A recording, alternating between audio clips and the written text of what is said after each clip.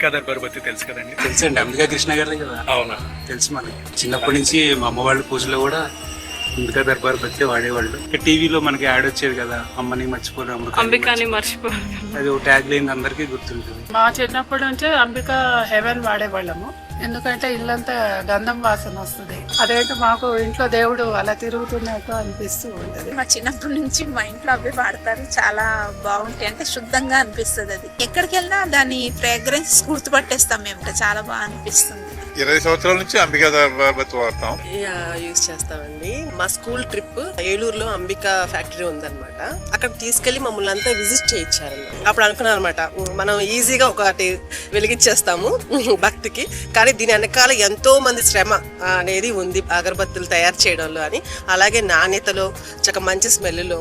అది ఇప్పటి నుంచి కాదు, మేము చిన్నప్పటి నుంచి అంబికా దర్బార్ బత్తి అనేది మనకు ఉంది. చాలా బాగుంటుంది దాని గురించి.